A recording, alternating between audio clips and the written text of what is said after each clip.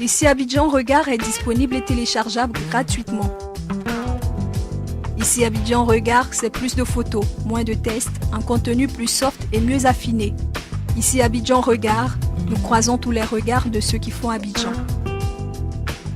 Bonjour à tous, je reçois Sam l'Africain qui nous accorde sa toute première interview depuis son témoignage à La Haye devant les juges de la Cour pénale internationale. Sam l'Africain, bonjour. Bonjour monsieur. Alors, dans quelles conditions êtes-vous allé à La Haye? Bien, écoute, je suis parti à La Haye. Bon, comme je sais que les rumeurs disaient qu'on m'a amené avec la force, tout ça. Non, on m'a pas amené avec la force, mais seulement que je n'ai pas apprécié de la façon que ça a été fait. C'est-à-dire 2 jours, et puis on me dit, mais monsieur, demain vous prenez l'avion, vous venez à La Haye. J'ai trouvé que c'était un manque de respect, et puis je n'ai pas apprécié. On ne peut pas me dire, moi je suis un père de famille, je suis un homme d'affaires, on peut pas me dire, venez à La Haye comme ça.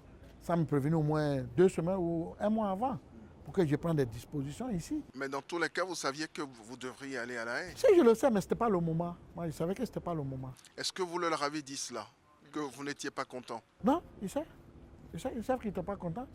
Puisque j'ai dit que je ne venais pas et qu'on m'a dit, si tu ne venais pas, que le juge va faire un mandat d'amener pour qu'on puisse t'amener.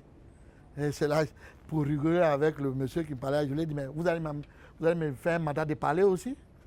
Bon, on a rigolé. Très bien. Alors, pourquoi avez-vous choisi de témoigner à visage découvert? Vous savez, des gens, les rumeurs disent que c'est parce que mon nom a été cité par accident, mais je voudrais faire savoir qu'au monde entier, à tout le monde, que ce n'est pas ça. Moi, depuis le 4 octobre 2011, quand j'ai été auditionné pour la première fois, c'est ce que j'ai demandé. Que moi, j'irai à la CPI, devant le monde entier, devant Gbagbo, devant tout le monde, pour dire la vérité, les faits vrais, et expliquer ce qui s'est passé, et en visage découvert. J'ai toujours dit que je l'ai témoin en visage découvert. Je n'ai jamais voulu me cacher, jamais. Parce que je me reproche rien, j'ai dit la vérité. Alors, est-ce que pendant... Excusez-moi, j'espère que aussi tous les témoins vont avoir ce courage, qu'ici ils savent qu'ils vont pour dire la vérité, qu'il y a ce courage aussi, des témoins en visage ouvert. Au moins, ça donne la crédibilité à la cour, que tout le monde sache. Et donc, vous pensez que le fait d'avoir témoigné à visage découvert a rendu service à la CPI? Est-ce que ça a crédibilisé la CPI? Mais bien sûr, et même ça rend service à tout le monde de voir la vérité. C'est votre vérité à vous? C'est les faits vrais. Ce n'est pas moi qui ai écrit l'histoire, je ne l'ai pas écrit. J'ai vécu l'histoire. On ne peut pas mal apprendre. Les journaux ici ont écrit que pendant que vous témoignez à la CPI, que votre famille a été menacée et que votre domicile a été menacé également d'être brûlé. Est-ce que c'est vrai? Vous nous confirmez cela? Oui, c'est vrai. Qui vous a menacé? Qui a menacé votre famille? Je ne sais pas, je n'étais pas ici, mais vraiment, il recevait des messages sur les réseaux sociaux. Mon fils a reçu des appels. Bon, de toute façon, on a géré ça, hein, Dieu merci, bon, ça va. Et justement, en parlant des réseaux sociaux, les réseaux sociaux ne vous ont pas du tout ménagé quand tout le monde a appris que vous devriez aller témoigner à La Haye et on vous a traité de traître. Qu'est-ce que vous répondez aujourd'hui à ces gens? Vous savez, si les traitent les gens de traite, ça ne fait rien. C'est-à-dire? C'est-à-dire que ceux même les traites là, c'est qui sont en train de traiter les gens de traite. Parce que ceux qui m'ont traité de traite, qui m'ont menacé de traite, ce sont des traites. Ils sont là. Donc on se connaît. Vous voulez parler de l'autre aile du FPI? Non, je ne dis pas le nom de quelqu'un, je dis les traites. Quand un traite de traite, ça ne fait pas mal. Alors, quand il a été révélé par inadvertance votre nom par l'administration judiciaire de la CPI, l'autre FPI, le FPI d'Abdourahmane Sangaré... Il n'y a pas de FPI d'Abdourahmane, il faut dire les noms. Moi, je ne connais pas de FPI d'Abdourahmane. Bon, dis M. Koné Aboubakar et Abdourahmane Sangaré ont tenu une conférence de presse. Voilà. Mais il représente l'autre FPI dans tous les cas. Le président connaît qu'un seul FPI en Côte d'Ivoire ici. Ce n'est pas le débat de notre entretien. Donc, bon, voilà. Alors, donc, Abdourahmane Sangaré et Koné Boubacar n'ont pas eu des mots tendres vis-à-vis de vous. Qu'est-ce que vous leur répondez aujourd'hui? Je les pardonne. Je les pardonne, je pense qu'ils ne sont pas assez sages. Ils ne sont pas assez sages. Des gens qui ont fréquenté le président Laurent Gbagbo devaient être plus intelligents que ça. Moi, je suis très intelligent parce que mon professeur, c'est le président Gbagbo. Donc je suis fier de moi-même, de mon intelligence et de ma sagesse. Je les pardonne. Je les pardonne. Je trouve qu'il manque de sagesse, je pense. Parce que je suis revenu, ils n'ont pas tenu à faire une conférence de presse pour s'excuser ou venir s'excuser auprès de moi. Moi, j'ai reçu le fils du président Laurent Gbagbo, Michel, en qualité de petit frère, et il m'a dit, je suis venu te saluer en qualité de petit frère au grand frère, en titre personnel. Et je le remercie, je pense qu'il est sage. Je le remercie. Alors, M. Sam l'Africain, est-ce que depuis votre retour, vous avez reçu des menaces? Sincèrement, non. Sincèrement, vous savez, je dis la vérité. Aujourd'hui, on m'appelle Monsieur la vérité. Je n'ai pas reçu des menaces personnellement, ni venant de quelqu'un ou ni sur les réseaux sociaux. Je sens que j'ai libéré la Côte d'Ivoire, j'ai réconcilié les Ivoiriens, j'ai ramené la paix parce que toute la Côte d'Ivoire en joie. Et ça me fait plaisir. Je vais à gauche, on veut me toucher. Je vais à droite, on veut me toucher. Je vais devant, tout le monde veut me toucher. Donc, je pense que toute la Côte d'Ivoire est heureuse. Finalement, vous êtes devenu un héros? Bon, ça c'est vous qui dites, mais tout ce que Dieu fait est bon. Vous savez, personne ne peut fuir son destin.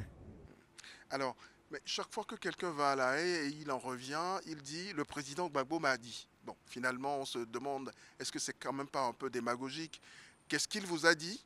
Oui, écoutez. Si important? Oui, mais j'ai dit que ça là, je réserve ça pour ma tournée. Mais quelque part aussi, je sais qu'en matière de justice, les témoins n'ont pas un contact physique direct avec les accusés. Mais comment ça se... On ne peut pas dire ça puisqu'on était ensemble dans la... Est-ce que vous avez eu vraiment le temps de parler avec le président Gbagbo ou vous avez passé... Vous avez parlé par avocat interposé? Vous attendez Ganois et Ganois, là. Vous attendez Ganois, le grand meeting des Ganois, je rendrai le message du président et ce qu'il pense de sa famille. Vous avez plus parlé au cours de votre conférence de presse tout à l'heure du président Gbagbo que de Charles Blé Goudé.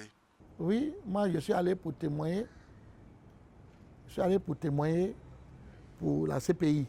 Vous ne l'avez pas nommé une seule fois, Charles Blé Goudé? Oui, mais les questions ont été posées sur Laurent Gbagbo. Les questions qui ont été posées sur Charles, moi je ne suis pas au courant. Quand le gars me pose une question sur Charles, que moi je ne me reconnais pas dedans, donc je ne réponds pas. Alors, comment va aujourd'hui le président Gbagbo, vous qui l'avez vu de si près? Il va très bien, sa santé va bien et je crois que je lui ai amené la joie. Il avait besoin de ça. Et je lui ai amené cette joie, il est heureux. Et la seule chose, j'ai trouvé qu'il a un peu vieilli. Mais il va très bien, Blé va très bien, ils vont très bien.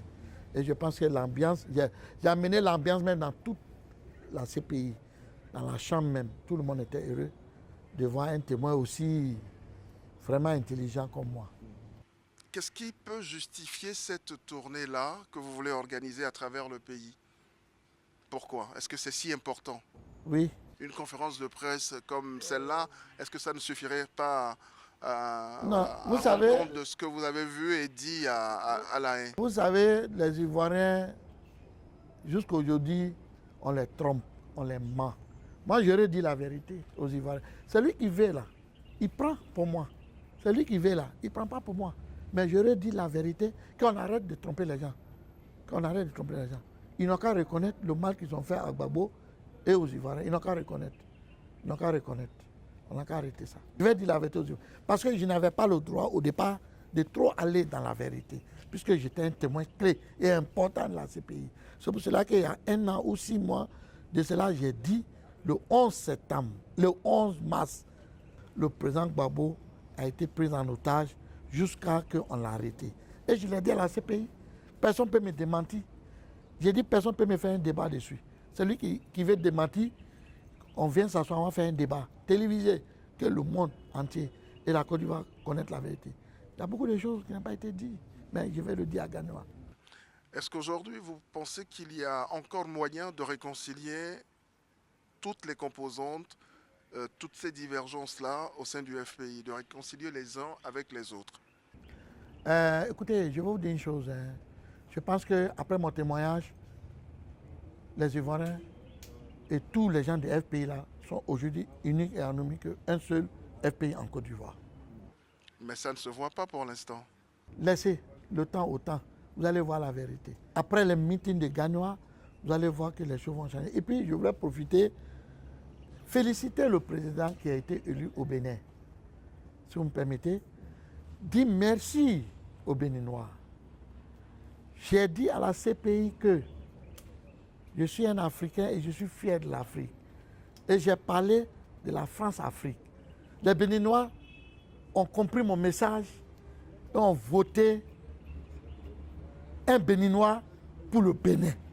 Je les remercie. Mais Zissou, il est béninois. Hein? Je les remercie. Je les remercie. Zenzou est béninois. Il est de papa béninois.